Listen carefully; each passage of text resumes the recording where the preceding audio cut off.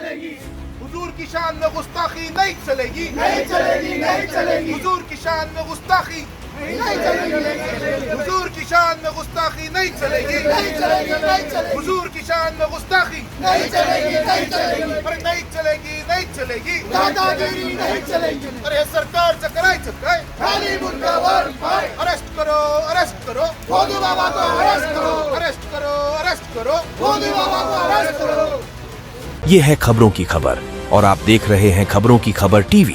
ماحول گرم ہے۔ ایک پنڈت جو نام کا پنڈت ہے جنہوں نے ماحول کو خراب کرنے کی کوشش کی ہے اور یقیناً اس ماحول کو خراب کرنے میں سیاسی اور دیگر جو ملک کے خلاف چلنے والے لوگ سنویدھان کے خلاف چلنے والے لوگ ہیں ایسی لوگوں کی کوشش ہے۔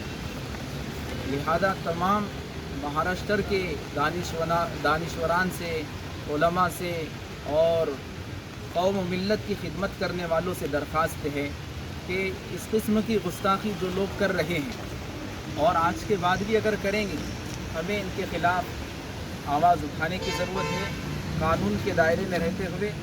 آج یقیناً یہ ناموس رسالت کا جو مسئلہ ہے یہ سیاسی مسئلہ نہیں ہے، راجکارن کا مسئلہ نہیں ہے۔ اگر اس کو راجکارن کا مسئلہ بعض لوگ بنا رہے ہیں، سیاسی مسئلہ بنا رہے ہیں تو ان کی سوچ بہت گھٹیا سوچ ہے اور بہت نقصان پہنچانے والی سوچ ہے۔ آج کا ہمارا یہ مسئلہ یہ تحفظ ناموس رسالت کا مسئلہ ہے۔ اس مسئلے میں سیاست کو راجکارن کو ہٹا کر سامنے آنے کی ضرورت ہے اور اس طرح گستاخی کرنے والوں کو جیل بھیجنے کی ضرورت ہے۔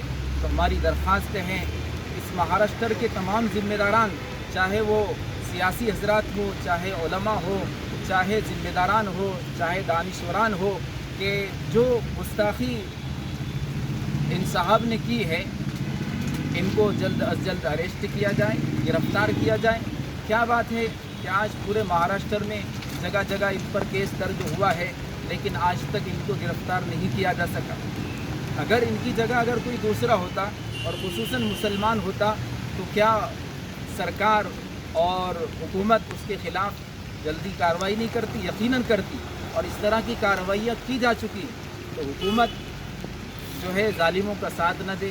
حکومت جو ہوتی ہے اور سیاست میں کوئی عہدے پر کوئی آ کر بیٹھتا ہے وہ کسی ایک خاص مذہب کا نہیں ہوتا ہے، سارے مذہب والوں کی آستھاؤں کا خیال رکھنا اس کے لیے ضروری ہوتا ہے۔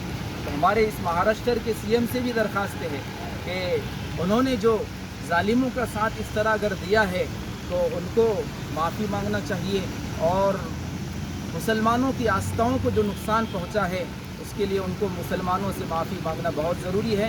اگر معافی نہیں مانگیں گے، اگر مسلمانوں کی طرف سے کچھ مسئلہ نہ ہوا تب بھی ہمیں اللہ کی ذات سے امید ہے جنہوں نے آج تک اللہ کے رسول صلی اللہ علیہ وسلم کی شان میں گستاخی کی ہے اللہ نے ان کا انجام برا کیا ہے اور یقیناً ان کا انجام بھی اللہ تعالیٰ بہت برا کرے گا۔ ہمیں اللہ کی ذات سے امید ہے۔